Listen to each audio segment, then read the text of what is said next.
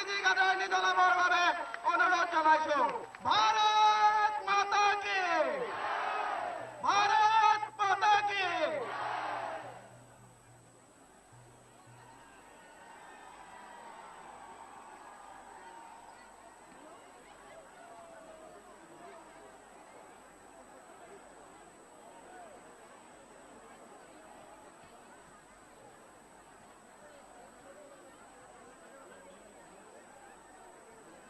এতিয়া আমাৰ যিসকল প্ৰাৰ্থী আছে তেখেতসকলে যদি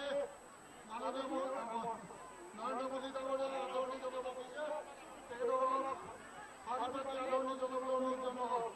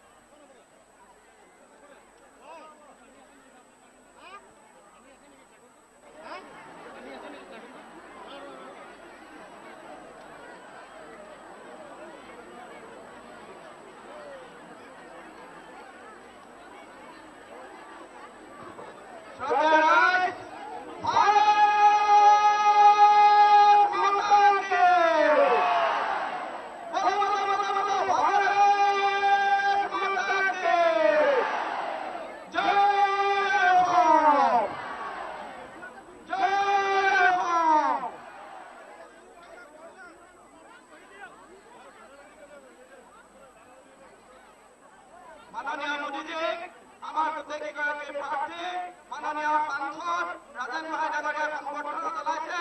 সকলোকে এটা বিশাল হাত চাপৰিৰে তেখেতক আদৰণি জনাবৰ বাবে অনুৰোধ জনাইছো। মোদীজী আপুনি আগবাঢ়ক। এই 2016 চনত দিছপুৰত আমাৰ মিত্ৰজোঁটে চৰকাৰ গঠন কৰি আপোনাক উপহাৰ দিয়ে আৰু এখন ভয় ভোট ভ্ৰষ্টাচাৰ মুক্ত অসম আমি নিৰ্মাণ কৰিম। এই প্ৰতিশ্ৰুতি আমি আপোনাক প্ৰদান কৰিলো। সকলোকে এটা বিশাল হাত চাপৰিৰে পুনৰাই মোদীজীক আদৰণি জনাবৰ বাবে অনুৰোধ জনাইছো। আমাৰ মাজত উপস্থিত আছে নগাঁও লোকসভা সমষ্টিৰ মাননীয় সাংসদ ৰাজেন গোহাঁই ডাঙৰীয়া। মাননীয় ৰাজেন গোহাঁই ডাঙৰীয়া তেখেতক আদৰণি ভাষণ দিবৰ বাবে অনুৰোধ জনাইছো।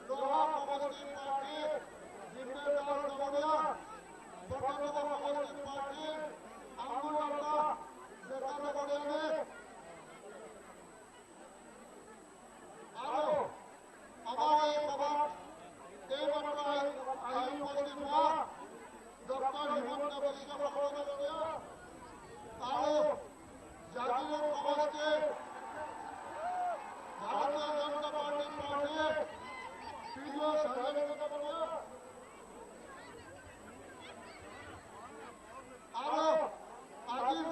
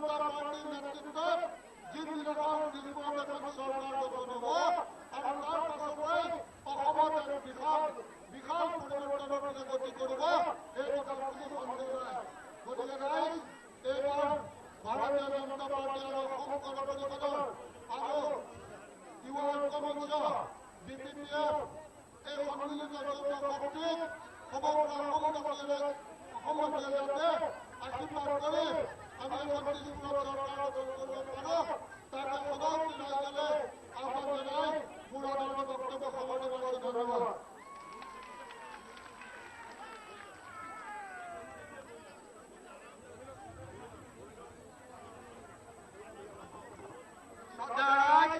আমাৰ মাজত আহি উপস্থিত হৈছেহি আমাৰ সকলোৰে অতি মৰমৰ মাননীয় ডক্টৰ হিমন্ত বিশ্ব শৰ্মা ডাঙৰীয়া। মাননীয় ডক্টৰ হিমন্ত বিশ্ব শৰ্মা ডাঙৰীয়াক মই তেখেতৰ বক্তব্য প্ৰদান কৰিবৰ বাবে অনুৰোধ জনাইছো।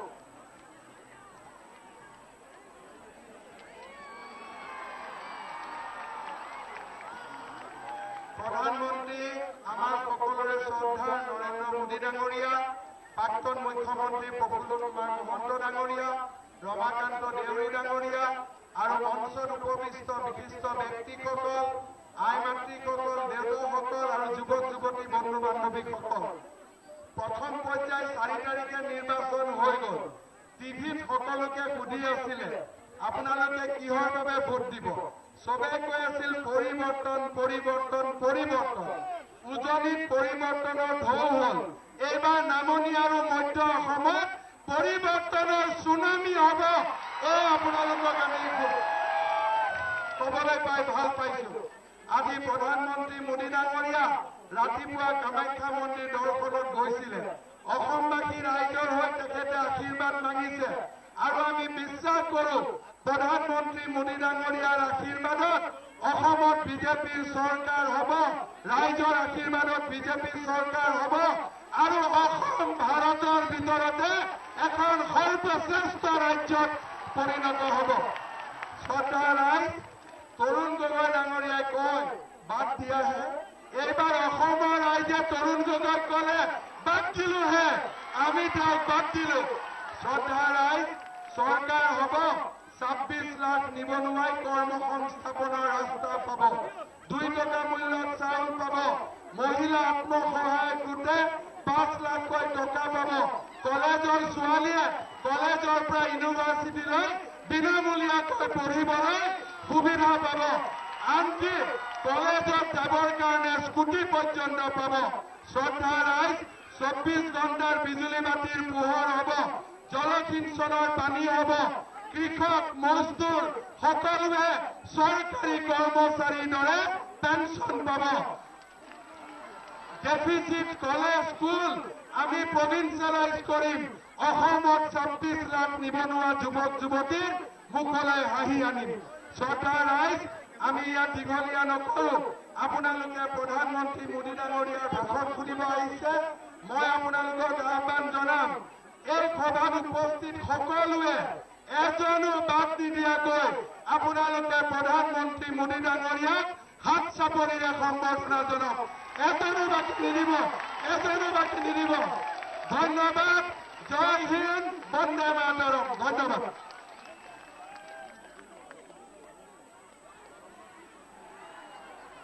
শ্ৰদ্ধা ৰাইজ, আমাৰ মাজত উপস্থিত আছে অসমৰ প্ৰাক্তন মুখ্যমন্ত্ৰী, অসম গণ পৰিষদ দলৰ প্ৰাক্তন সভাপতি, আমাৰ সকলোৰে অতি শ্ৰদ্ধাৰ মাননীয় প্ৰফুল্ল কুমাৰ মহন্ত ডাঙৰীয়া। মই মাননীয় মহন্ত ডাঙৰীয়াক তেখেতৰ বক্তব্য প্ৰদান কৰিবৰ বাবে অনুৰোধ জনাইছো।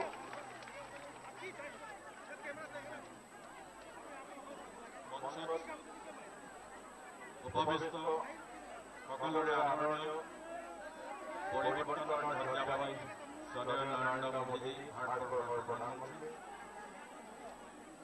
প্ৰাক্তন মন্ত্ৰী ভাতৃপ্ৰতিম শ্ৰী হিমন্ত শৰ্মা ডাঙৰীয়া, সংসদ শ্ৰদ্ধেয় ৰাজেন্দ্ৰ গোহাঁই ডাঙৰীয়া, শ্ৰী ৰমাকান্ত দেউৰী ডাঙৰীয়া, মঞ্চত উপবিষ্ট বিভিন্ন সমষ্টিৰ আমাৰ বিজেপি প্ৰাৰ্থীসকল আৰু ইয়াত সমবেত হোৱা মোৰ শ্ৰদ্ধা ৰাইজ, আইসকল আৰু যুৱক বন্ধু, মই জয় জয়তে আপোনালোক সকলোকে আন্তৰিক অভিনন্দন তথা ৰঙালী বিহুৰ শুভেচ্ছা আগতীয়াকৈ জনাইছো। ভাৰতবৰ্ষত এক পৰিৱৰ্তন অনাত শ্ৰদ্ধেয় মোদী ডাঙৰীয়া সফল হ'ল। দেশ আৰু বিদেশত ভাৰতৰ নাম উজ্জ্বলোৱাত তেখেতে অভূতপূৰ্ব ভূমিকা গ্ৰহণ কৰি আহিছে।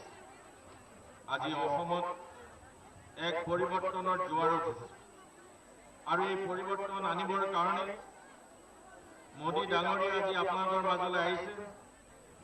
অসমত বিজেপি, এজিপি, তিৱা ঐক্য মঞ্চ, BPF এই সকলো ঐক্যবদ্ধ হৈছে 15 বছৰীয়া কংগ্ৰেছৰ অপশাসন গগৈ ডাঙৰীয়াৰ নেতৃত্বত অন্যায়, ভ্ৰষ্টাচাৰ আৰু অসম বিৰোধী নীতি নাইকিয়া কৰিবৰ কাৰণে ইতিমধ্যে 4 তাৰিখে উজনি অসমকে আৰম্ভ কৰি নিৰ্বাচন অনুষ্ঠিত হৈছিল আৰু আজি নামনি অসম, মধ্য অসমত নিৰ্বাচন অনুষ্ঠিত হ'ব। 2001 চনৰ পৰা ৰাজ্য শাসন কৰাৰ পিছত কংগ্ৰেছ দলে গগৈ ডাঙৰীয়াই বুজি পাইছিল যে অসমৰ মানুহৰ ডাঙৰ একো সমস্যা নাই। অসমৰ মানুহৰ এটাই সমস্যা যে সূতা, আঁঠুৱা আৰু কম্বল। তাৰ বাহিৰে অসমৰ মানুহৰ কোনো সমস্যা নাই বুলি কংগ্ৰেছে বুজি পাইছে আৰু সেইকাৰণে আপোনালোকে যেতিয়া উৰুকাৰ দিনা বিলত মাছ মাৰিবৰ কাৰণে পল, জাকৈ, জাল লৈ যায় আৰু মাছ ধৰি আনি এসাঁজ ৰাতি সকলোৱে ভগাই কৰি খায়, এটা নিৰ্বাচনৰ বতৰত গগৈ ডাঙৰীয়াৰ সূতা, কম্বল আৰু আঁঠুৱা লৈ মানুহৰ ঘৰে ঘৰে মাছ মাৰিবলৈ গৈছে, ভোটৰ মাছ। আৰু অসমৰ মানুহক আনৰ চকুত সেৱা প্ৰতিপন্ন কৰিছে। 1950 চনৰ আগলৈকে অসমৰ মানুহৰ পাৰ কেপিটা ইনকাম 5% এবভ আছিল নেশ্যনেল এভাৰেজ। ভাৰতবৰ্ষৰ 5খন সমৃদ্ধিশালী ৰাজ্যৰ ভিতৰত অসম এখন আছিল, কিন্তু আজি অসম আটাইতকৈ পিছপৰা। আজি অসম অনগ্ৰসৰ। এই অনগ্ৰসৰ অসমক ঐক্যবদ্ধভাৱে আগবঢ়াই লৈ যাবৰ কাৰণে আজি মিত্ৰজোঁট গঠন হৈছে। বিজেপিৰ সিংহভাগ বিধানসভাৰ প্ৰাৰ্থী থিয় কৰাইছে। অগপই 24টা সিটত BPF আৰু তিৱা ঐক্য মঞ্চকে ধৰি সহযোগী ভাতৃ সংগঠনসমূহৰ প্ৰাৰ্থী আছে আৰু আমি আশা কৰিছোঁ যে অহা 11 তাৰিখে হ'বলগা নিৰ্বাচনত আপোনালোকে সকলোকে AGP, BJP বা BJP, AGP, BPF এই সকলোৱে প্ৰাৰ্থীসকলক ভোট প্ৰদান কৰি আপোনালোক পৰিৱৰ্তনৰ অংশীদাৰ হ'ব আৰু অসমত এক শক্তিশালী মিত্ৰ গোষ্ঠীৰ চৰকাৰ বিজেপিৰ নেতৃত্বত গঠন হ'ব। অসমৰ মানুহৰ বহুতো সমস্যা আছে। স্বাস্থ্যৰ সমস্যা, শিক্ষাৰ সমস্যা, পানীৰ সমস্যা। এই অঞ্চলৰ ৰাইজে বহু বছৰ ধৰি উচ্চ শিক্ষানুষ্ঠানৰ কাৰণে দাবী কৰি আছে। অল ইণ্ডিয়া মেডিকেল ইনষ্টিটিউচনৰ কাৰণেও এই অঞ্চলৰ ৰাইজে দাবী কৰি আছে, কিন্তু কংগ্ৰেছ চৰকাৰে এই অঞ্চলৰ ৰাইজৰ আশা পূৰণ কৰিবৰ কাৰণে আগবাঢ়ি নোহোৱাৰ কাৰণে MP ডাঙৰীয়াই চেষ্টা কৰাৰ পিছতো ই সম্পূৰ্ণ হ'ব পৰা নাই। আমি আশা কৰিছোঁ যে মোদী ডাঙৰীয়াৰ নেতৃত্বত অসমত এই পৰিৱৰ্তন সম্ভৱপৰ হৈ উঠিব আৰু অসমত বিজেপিৰ নেতৃত্বত অগপ, BPF, তিৱা কাউন্সিলকে আৰম্ভ কৰি সকলোৰে সহযোগত এক মিত্ৰ জোঁটৰ চৰকাৰ হ'ব। ইয়াকে আশা কৰি মোদী ডাঙৰীয়াৰ আন্তৰিক ধন্যবাদ জনাই সমূহ ৰাইজলৈ ৰঙালী বিহুৰ প্ৰণাম জনাই মোৰ বক্তব্য সামৰণি মাৰিছোঁ। জয় I Assam, Joy Hind.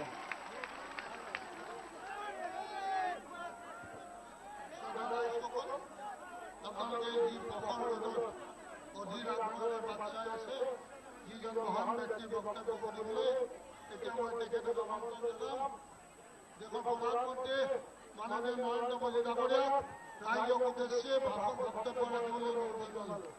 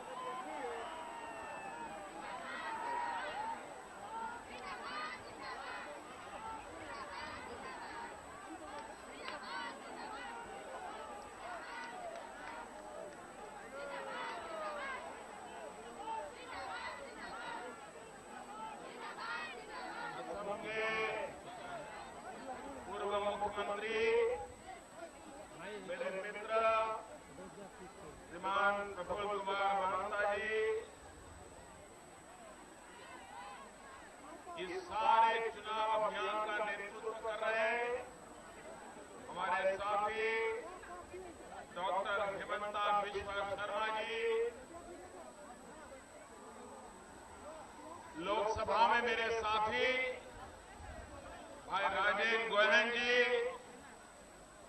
Doctor Mahendra ji, राहा विधानसभा से भाजपा उम्मीदवार श्रीमान दिम्बेश्वर दास, जागी रोड विधानसभा क्षेत्र से उम्मीदवार श्रीमान पीयूष हजारिका जी,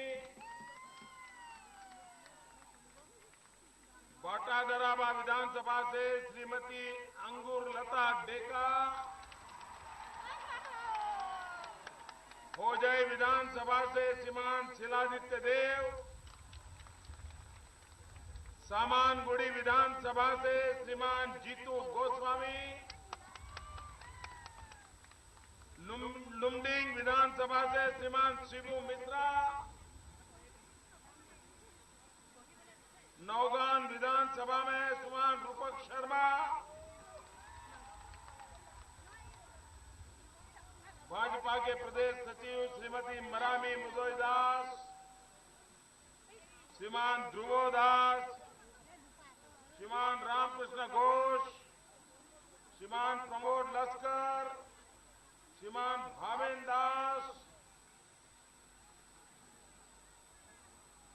श्रीमान विप्लू रंजन शर्मा, श्रीमान प्राण कुमार दास, श्रीमान रमेश कडांची, श्रीमान दुष्यंत गौतम जी, श्रीमान रंजीत मजूमदार जी, किसी का नाम भूल गया, नौगान जी, मेरे पुराने साथी रह गए।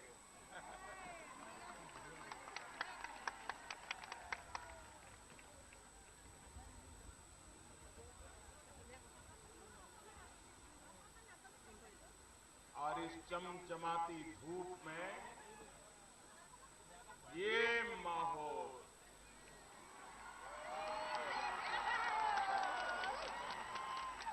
मेरे प्यारे आसाम के भाइयों बहनों,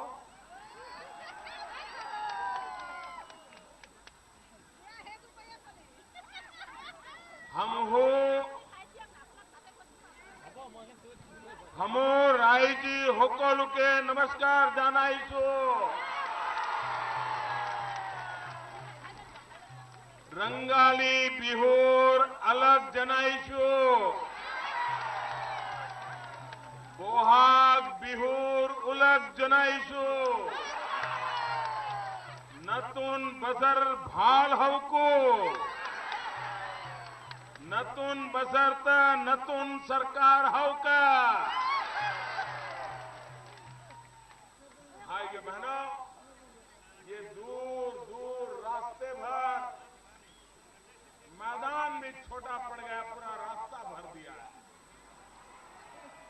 मुझे मालूम नहीं है जो रोड पे खड़े हैं उनको सुनाई देता होगा क्या, लगता नहीं उनको सुनाई देता होगा, लेकिन आशीर्वाद देने के लिए आए हैं। मैं उनका बहुत आभारी हूं, मैं उनका बहुत आभारी हूं। मेरे प्यारे आसाम के भाइयों बहनों, ये चमचमाती धूप में आप जो तपस्या कर रहे हैं, इस ताप में तप रहे हैं, मैं आपको विश्वास दिलाता हूं, मैं ये आपकी तपस्या बेकार नहीं जाने दूंगा। आपने मुझे जो प्यार दिया है, जो आशीर्वाद दिए हैं, मैं ब्याज समेत इसको लौटाऊंगा, ब्याज समेत लौटाऊंगा और विकास करके लौटाऊंगा। मेरे प्यारे भाइयों बहनों, विकास करके लौटाऊंगा। आसाम की सकल सूरत बदल करके लौटाऊंगा और उसके लिए जितनी मेहनत करनी पड़ेगी, मैं मेहनत में कोई कमी नहीं रखूंगा। ये मैं आपको विश्वास दिलाने आया हूं। और आप देखेंगे 14 अप्रैल नववर्ष शुरू हो रहा है और 1 महीने के बाद नई सरकार भी आने वाली है। आपके सपने नए हो, सरकार नई हो, साल नया हो, आसाम भी नया हो। और इसलिए मेरे प्यारे भाइयों बहनों, मैं जानता हूं आपने बहुत मुसीबतें झेली है। मैं जानता हूं आपने ऐसी सरकारों को देखा है, ऐसी सरकारों को झेला है कि अब आपका गुवाहाटी में बैठने वाली सरकार पर से भरोसा उठ गया है।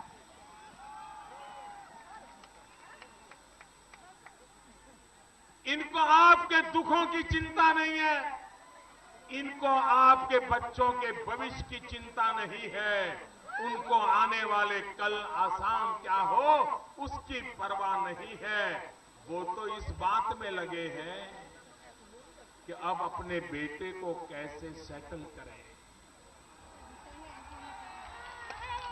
अपने परिवार का भला कैसे करें। भाइयों बहनों, जो अपने परिवार के लिए जीते हैं वो देश के लिए जीवन नहीं खपा सकते मेरे भाइयों बहनों। उनके लिए देश से बड़ा किसी का दामाद बड़ा होता है, देश से बड़ा कभी उनका बेटा बड़ा होता है, किसी का देश से बड़ा बेटी होती है। अपने बेटे बेटियों के सिवाय इनको देश की परवाह नहीं है। भाइयों बहनों, मैं आया हूं मेरे देश के बेटे बेटियों का भला करने के लिए। मुझे मेरे देश के बेटे बेटियों का भला करना है, असम की बेटे बेटियों का भला करना है। और इसलिए मैं आज आसाम में आपके बीच आया। आज नवरात्रि का पहला दिवस है। पूरा हिंदुस्तान शक्ति साधना में लगा हुआ है। बहुत वर्षों के बाद मुझे भी आज फिर से एक बार नवरात्रि के प्रथम दिवस पर मां कामाख्या देवी के चरणों में सर झुकाने का अवसर मिला। भाइयों बहनों, बहुत सालों से हम एक बात पढ़ते आए, सुनते आए और बड़ा गर्व होता है। मैं तो आसाम की गलियों में घुमा हुआ इंसान हूं। मैं संगठन का काम करता था, यहां के चप्पे चप्पे पर जाने का मुझे सौभाग्य मिला। ये राह में भी मैं पहले आ चुका। नौगांव तो बार बार आता था। भाइयों बहनों, ये श्रीमद शंकर देव की धरती है। पड़ोस में ही तो श्रीमद शंकर देव हुए।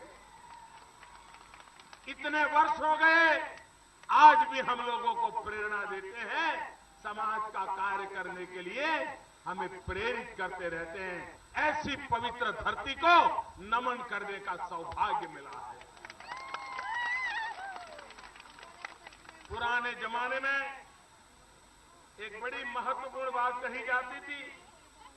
हमारे पुराणों में कहते थे, आसाम के लोग इस बात को मत भूलना, हमारे पुराणों में कहते थे,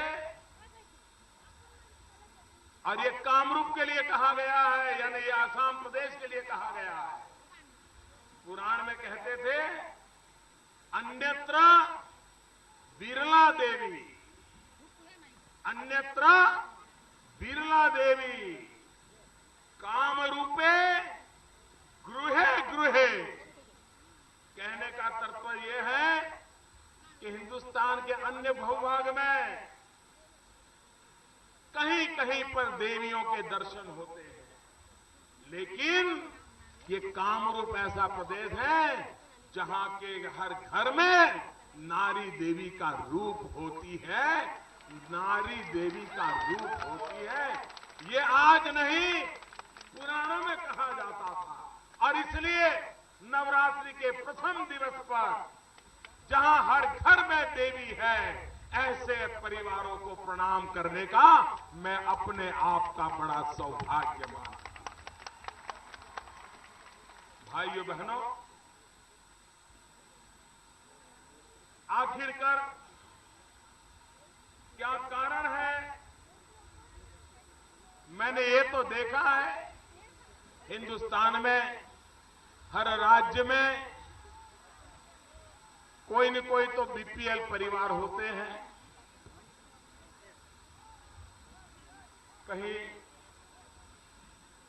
20% होंगे, कभी 25% होंगी, कभी 30% होंगे।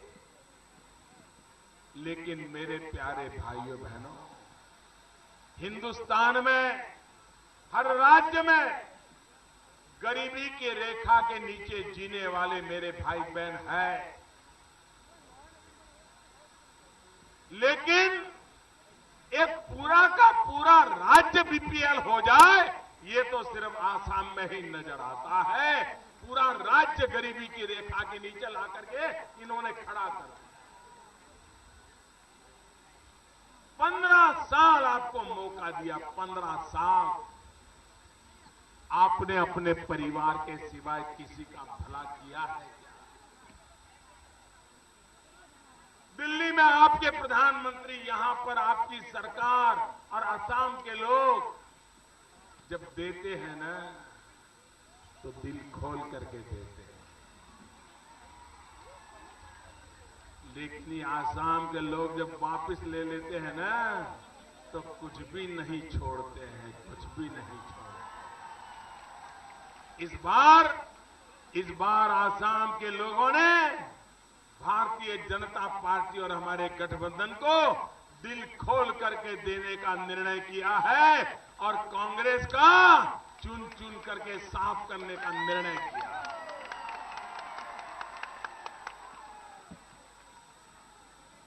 मैं असम के लोगों का अभिनंदन करना चाहता हूं।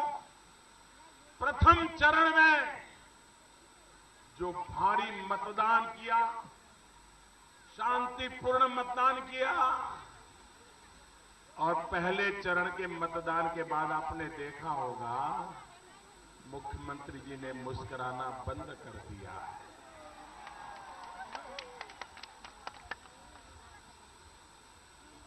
अब वो दिल्ली से नेताओं को बुलाने में लगे, आओ भाई बचाओ, आओ भाई बचाओ। अरे जो दिल्ली को नहीं बचा सके वो आपको क्या बचाएंगे?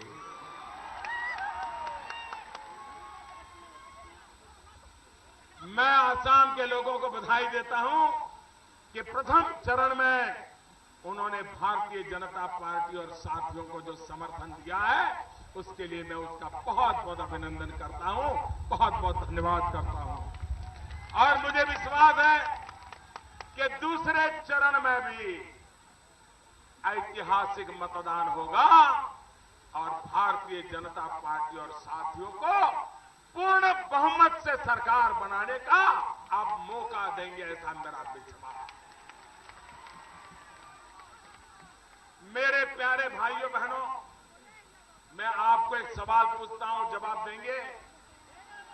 सबके सब जवाब देंगे? जोर से जवाब देंगे? हाथ ऊपर करके जवाब देंगे? पक्का देंगे? मुझे बताइए, आज पूरी दुनिया में हिंदुस्तान का जय जयकार हो रहा है कि नहीं हो रहा है? कनाडा में हो रहा है, जर्मनी में हो रहा है, जापान में हो रहा है, चीन में हो रहा है, अमेरिका में हो रहा है, सऊदी अरेबिया में हो रहा है, दुबई में हो रहा है। क्यों हो रहा है? क्या कारण है? क्या कारण है? ये दुनिया भर में हिंदुस्तान का जय जयकार क्यों हो रहा है? पूरी ताकत से बताओ क्यों हो रहा है? अरे मोदी के कारण नहीं हो रहा है मेरे भाइयों बहनों, ये मोदी के कारण नहीं हो रहा है, ये आपके कारण हो रहा है। 125 करोड़ हिंदुस्तानियों के कारण हो रहा है मेरे भाइयों बहनों। आज दुनिया में भारत का जय जयकार हो रहा है, उसका कारण 125 करोड़ हिंदुस्तानी है। क्योंकि पिछले लोकसभा चुनाव में हिंदुस्तान के कोटि कोटि लोगों ने पूर्ण बहुमत की दिल्ली में सरकार बनाई। 30 साल के बाद दिल्ली में पूर्ण बहुमत वाली सरकार बनी और इसलिए दुनिया का कोई भी बड़ा से बड़ा नेता जब मोदी से हाथ मिलाता है ना तो उसको मोदी नहीं दिखता है, 125 करोड़ हिंदुस्तानी दिखते हैं। 125 करोड़ पूर्ण बहुमत के कारण आज दुनिया में भारत की बात को सुना जा रहा है। क्या आसाम की बात भी हिंदुस्तान में सुनाई देनी चाहिए कि नहीं सुनाई देनी चाहिए? ए फॉर आसाम होना चाहिए कि नहीं होना चाहिए? आसाम का हिंदुस्तान के हर राज्य में जयकार होना चाहिए कि नहीं होना चाहिए? आप चाहते हैं आसाम का जय जयकार हो? आप चाहते हैं पूरा हिंदुस्तान आसाम को ए फॉर आसाम कहे? तो फिर आपको आसाम में पूर्ण बहुमत वाली सरकार बनानी होगी। बनाओगे? पूर्ण बहुमत वाली सरकार बनाओगे? दोनों हाथ ऊपर करके बताओगे? पूर्ण बहुमत से बनाओगे? घर घर जाकर के समझाओगे? 3 दिन बचे हैं, अब नए नए झूठ फैलाए जाएंगे, अफवाहें फैलाई जाएगी। आपका काम है कि घर घर जाकर के एक एक मतदाता को ये गुमराह करने वालों से बचा ले। आसाम के अंदर पूर्ण बहुमत की सरकार बन जाएगी, ये मैं आपको विश्वास दिलाता हूं।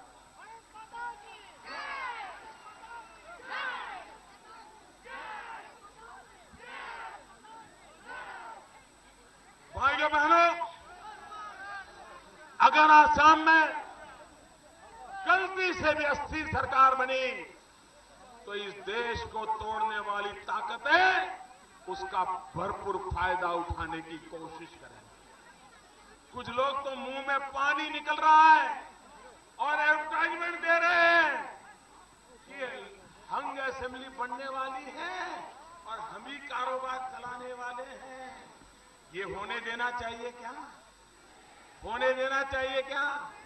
ये बैकसीट ड्राइविंग से देश कितना बर्बाद हुआ देखा है कि नहीं देखा है? ये बैकसीट ड्राइव से आसाम को बर्बाद होने देना है क्या? ये किसी के हाथ में रिमोट कंट्रोल मत देना मेरे भाइयों बहनों। आसाम में पूर्ण बहुमत की सरकार बनाना, भारतीय जनता पार्टी गठबंधन की पूर्ण सरकार बनाना। और हमारा मंत्र क्या है? सबका साथ सबका विकास। सबका साथ सबका विकास। जहां जहां भारतीय जनता पार्टी की सरकारें बनी है, हर समाज का, हर जाति का, हर बिरादरी का, गांव हो शहर हो, गरीब हो अमीर हो, पढ़े लिखे हो अनपढ़ हो, पुरुष हो स्त्री हो, हर किसी का भला करने के लिए सोचा है। हम टुकड़ों में समाज की सोच रखने वाले लोग नहीं हैं। और इसलिए मेरे भाइयों बहनों, मैं आग्रह करने आया हूं आपसे कि आप असम में ऐसा बहुमत दीजिए कि 5 साल में आपके सपनों को पूरा करने में कोई रुकावट न बन जाए। ये मैं आपसे कहने आया हूं। भाइयों बहनों, 15 साल इन्होंने सरकार चलाई। कैसी चलाई? हिंदुस्तान जहां पहुंचा है, हर चीज में आसाम 1/3 है। अब इससे बड़ा दुर्भाग्य क्या हो सकता? सारा देश जहां पहुंचा है, ये 1/3 पर आकर के अटक जाता है। ये 2/3 बाकी क्यों रह गया? भारत की बराबरी क्यों नहीं करता? अरे देश आजाद हुआ तब पहले 5 राज्यों में आसाम का नाम था। ये कांग्रेस सरकारों के बाद आज आखिरी 5 में नाम आसाम का जुड़ गया। मेरे भाइयों बहनों, ये बर्बादी कौन लाए? आप देखिए, हमारे मुख्यमंत्री जी चुनाव तो आसाम का लड़ रहे हैं, अपने 15 साल के काम का हिसाब नहीं दे रहे हैं। दिल्ली से उनके नेता आते हैं, ये भी उनके 10 साल की सरकार का काम का हिसाब नहीं दे रहे। और मोदी के काम का हिसाब मांग रहे। मोदी ने क्या किया? मोदी ने क्या किया? मैं जरा आपको पूछना चाहता हूं, यहां पर दिमा हसाओ ऑटोनोमस टेरिटोरियल काउंसिल, उनको 200 करोड़ रुपए का पैकेज दिया भारत सरकार, 200 करोड़ रुपए का पैकेज, और 5 साल में उस पैकेज का पूरा करके इस जनजाति की भलाई के लिए इस ऑटोनोमस टेरिटोरियल का विकास करना। आप जानकर के हैरान होंगे कि भारत सरकार ने उनको करीब 40 करोड़ रुपया दे भी दिया, लेकिन अभी तक इस समाज के भलाई के लिए असम की सरकार योजना बना करके नहीं भेज पाई। जो पैसे दिए उसके खर्च का हिसाब नहीं दे पाई। पैसे पड़े हैं, खर्च करने के लिए उनकी तैयारी नहीं है। अगर ऐसी सरकार रही तो पैसे रहते हुए क्या भला होगा गरीबों का भाइयों। और इसलिए जो सरकार उदासीन है उन पर भरोसे से नहीं चल सकती। करबी अंगलोना ऑटोनोमस टेरिटोरियल काउंसिल, उसके लिए 375 करोड़ रुपए आर्थिक पैकेज दिया गया, भारत सरकार की तरफ से दिया गया, लेकिन उनको 10 योजनाएं बना करके देना था और वे योजनाएं नहीं दे पाए। फिर भी भारत सरकार ने 375 करोड़ में से करीब 16 करोड़ रुपया दे दिया।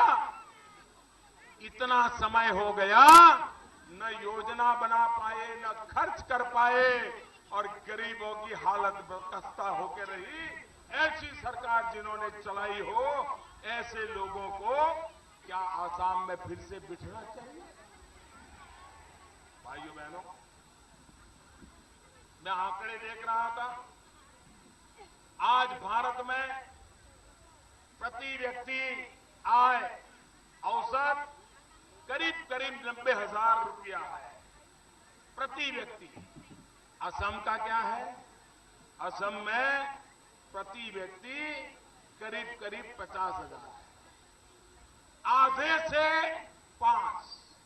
मुझे बताइए, अगर हिंदुस्तान में प्रति व्यक्ति 90,000 पहुंचता है तो आसाम 50,000 पर क्यों अटक जाता है? कौन जिम्मेवार है? आज देश का जीडीपी जिसकी चर्चा दुनिया में होती है वो करीब 7.5% से भी ज्यादा है। आसाम 3.5 से भी आगे नहीं बढ़ पाता है, 3.5 तक पहुंच नहीं पाता है। भाइयों बहनों, इतना ही नहीं, यहां गरीबी है। मनरेगा योजना, नरेगा के द्वारा गरीबों को 100 दिन काम देने की गारंटी है। पूरे देश में करीब 45-50 दिन का उपयोग लोग औसत करते हैं, लेकिन असम में 30 दिन से मामला ऊपर नहीं जाता है। कहां 100 दिन और कहां 30 दिन। भाइयों बहनों, गरीबों के लिए भी काम करने की उनकी तैयारी नहीं है। गरीबों को घर देने के लिए इस बार भारत सरकार ने गरीबों का घर बनाने के लिए 1.25 लाख घर बनाने के लिए भारत सरकार ने पैसा दिया। गरीबों के घर बनाने के लिए 1.25 लाख घर बनाने के लिए पैसा दिया, लेकिन ये सरकार ऐसी है कि 30,000 से आगे बढ़ नहीं पाए। पैसा बैंकों में सड़ रहे हैं और गरीब फुटपाथ पर जी रहा है। ये हाल इन्होंने करके रखा है। भाइयों बहनों, आज भी आसाम में करीब 40% से ज्यादा घर ऐसे हैं कि जिनको पूरा पीने का पानी भी उपलब्ध नहीं है। भाइयों बहनों, मैं हैरान हूं, गुवाहाटी जैसा शहर छोड़ दें तो असम में सिर्फ 2% घर ऐसे हैं कि जहां घर में नल से पानी आता है। सिर्फ 2%, 2 से भी कम है। भाइयों बहनों, कैसी सरकार चलाई इन लोगों ने, इसका एक उदाहरण है। भाइयों बहनों, मैं हैरान हूं, काम कर रहा हो तो कैसे होता है। आसाम में इतना पानी है, जी चाहे इतनी बिजली पैदा कर सकते हैं, लेकिन मेरे भाइयों बहनों, आजादी के 60 साल के बाद भी असम के 2800 करीब 3000 गांव ऐसे हैं जहां बिजली का खंभा तक नहीं पहुंचा है। भाई, 18वीं शताब्दी में लोग अंधेरे में गुजारा करते थे। आसाम में आज 21वीं शताब्दी में भी 3000 गांव करीब ऐसे निकले जहां बिजली का तार नहीं, बिजली का खंभा भी नहीं। मैंने 15 अगस्त को कहा था कि मैं 1000 दिन में हिंदुस्तान के 18,000 गांव जहां बिजली नहीं पहुंची है वहां पहुंचाने का बीड़ा उठाऊंगा। और आज मैं गर्व के साथ कहता हूं, कि इतने कम समय में करीब 1/3 गांवों में बिजली पहुंचना शुरू हो गया। बाकी है, वो भी 1000 दिन का मेरा प्रॉमिस है, उसके पहले मैं पूरा करके रहूंगा।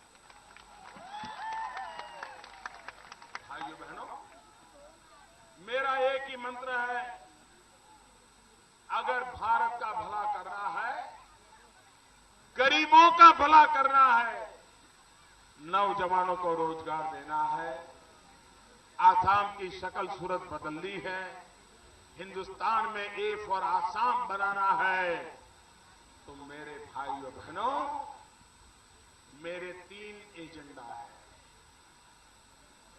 3 एजेंडा है। पहला एजेंडा है विकास। क्या है पहला एजेंडा? जोर से बोलिए, पहला एजेंडा। मेरा दूसरा एजेंडा है तेज गति से विकास। दूसरा एजेंडा क्या है? दूसरा एजेंडा क्या है?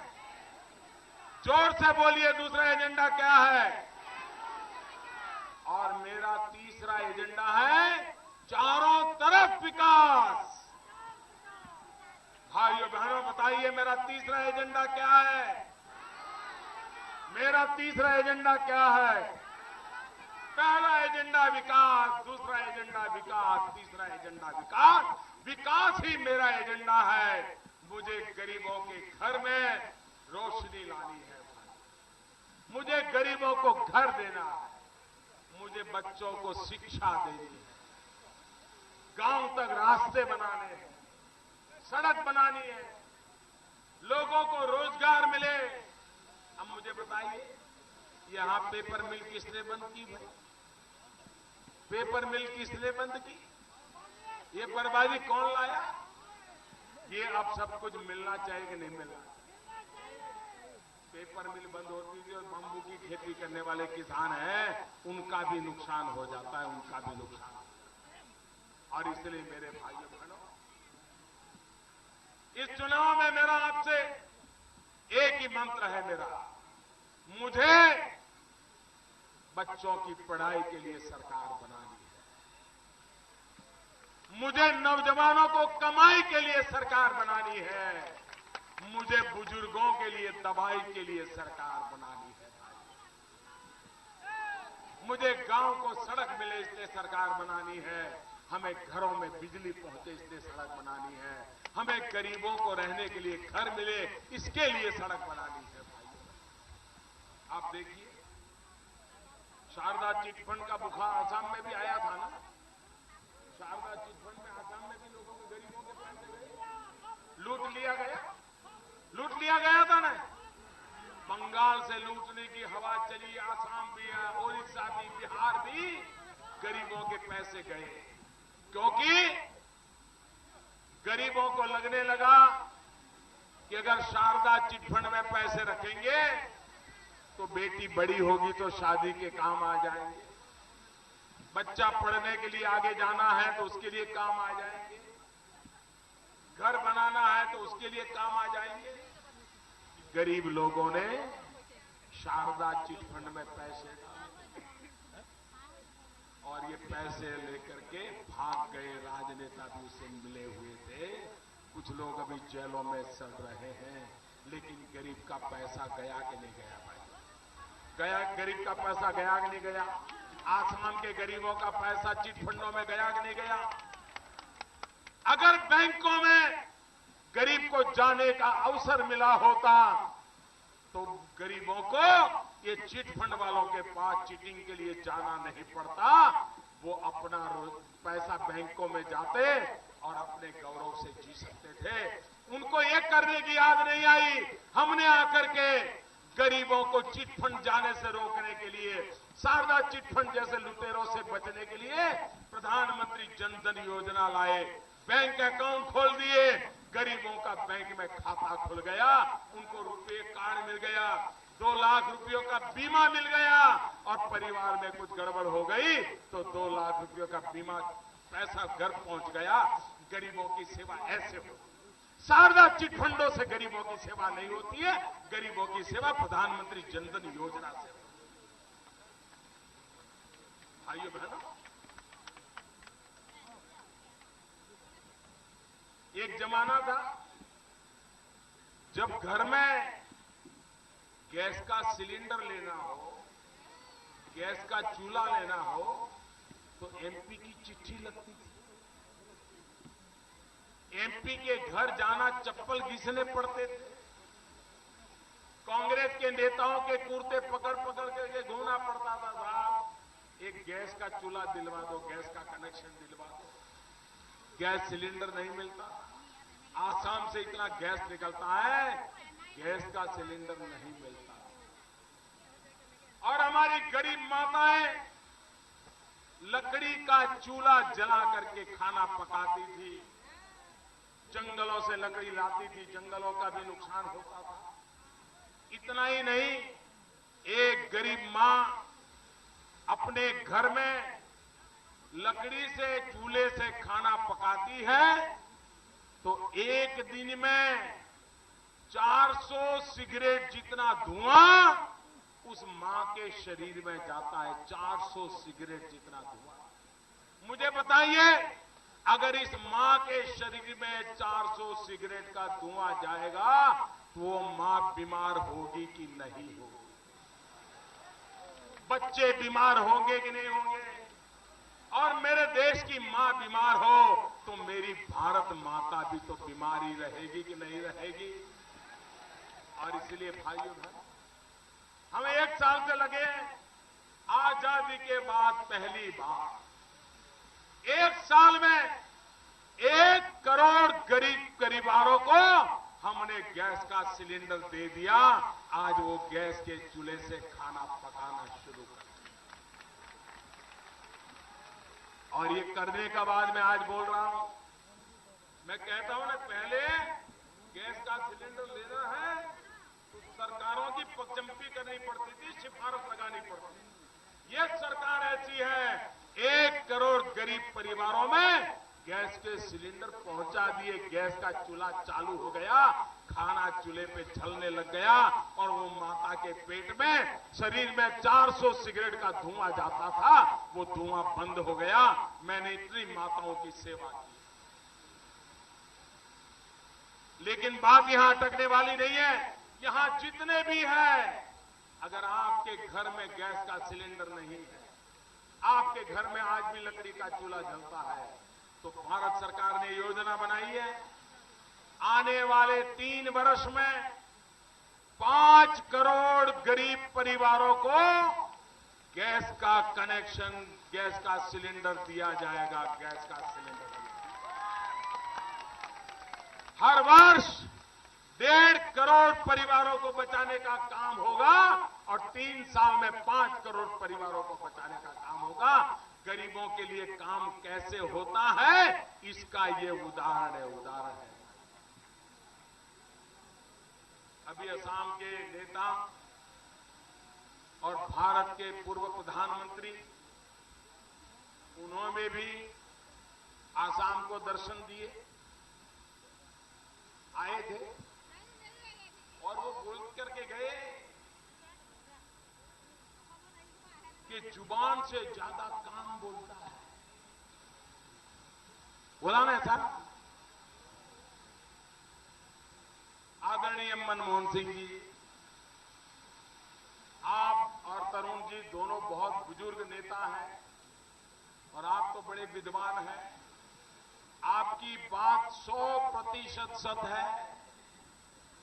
कभी न कभी तो काम बोलता ही बोलता है। आप भले 10 साल न बोले, लेकिन अब आपका काम बोल रहा है। आपने देखा होगा पिछले हफ्ते कोयले की चोरी करने वाले लोगों में से 2 को सजा हो गई। काम बोला कि नहीं बोला? चोरी हो गई, कोई बोलता नहीं था, अब सजा हो गई।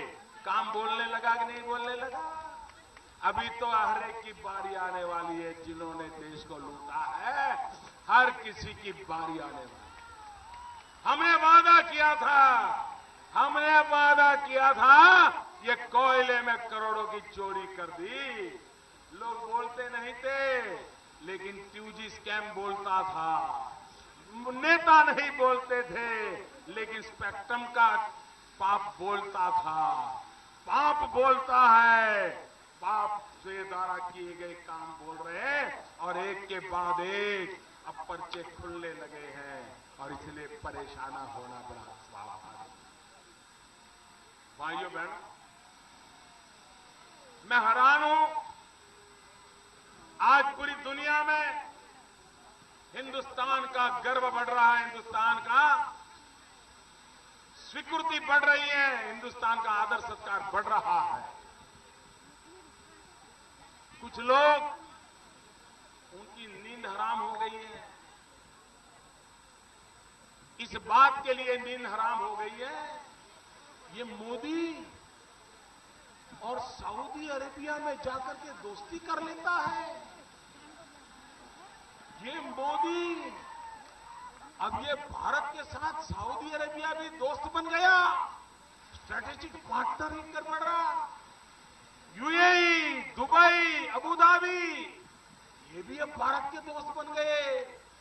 मेरे भाइयों बहनों, उनको तो इस बात की भी परेशानी है कि जहां मक्का हो, ऐसा जहां तीर्थ क्षेत्र हो, वहां मोदी को, वहां के जो चीफ संरक्षक है, वहां के राजा है, वहां की सरकार है, वो मोदी को वहां का सबसे बड़ा सिविलियन अवार्ड दे दे।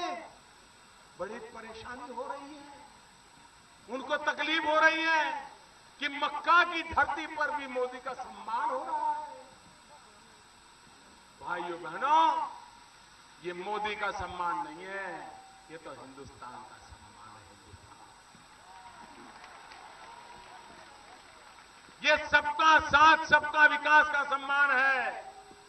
ये सर्वपंथ समभाव का सम्मान है। भाइयों बहनों, लेकिन मैं ये तो समझता हूं कि सऊदी अरेबिया भारत से उसकी घनिष्ठ मित्रता बन जाए तो दुनिया में तो किसी के पेट में पीड़ा हो, मैं समझ सकता हूं।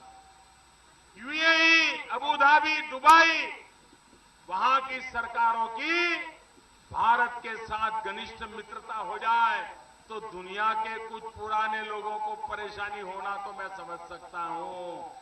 लेकिन हमारे देश में कुछ लोगों को परेशानी क्यों हो रही है, मुझे समझ नहीं आता भाई, मुझे समझ नहीं।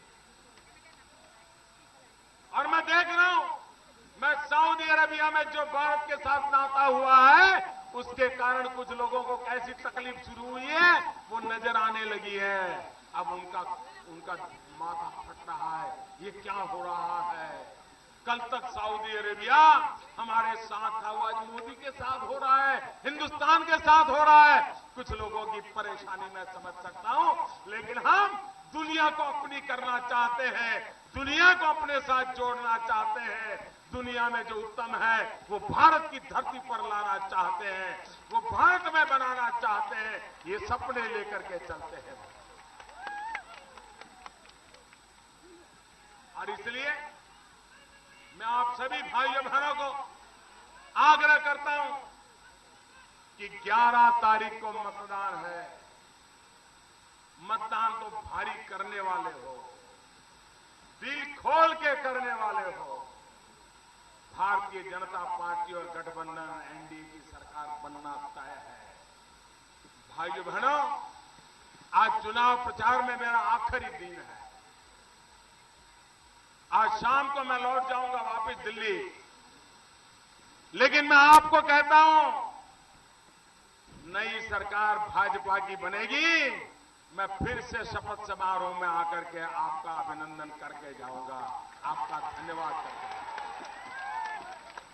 आसाम की जनता ने तय कर लिया है, भारतीय जनता पार्टी की सरकार बनाना, भाजपा के साथियों की सरकार बनाना तय कर लिया है, पूर्ण बहुमत वाली सरकार बनाना तय कर लिया है। मुझे आपके आशीर्वाद चाहिए। और इस चमचमाती धूप में ऐसी विराट सभा, मैं जितना नमन करूं उतना कम है। आप जितना नमन करूं उतना, मैं आपके इस प्यार के लिए, आपके आशीर्वाद के लिए मैं जीवन भर आपका ऋणी रहूंगा। बहुत बहुत धन्यवाद। दोनों मुट्ठी बंद करके जोर से बोलिए, भारत माता की। सारे उम्मीदवार यहां आ जाए सर।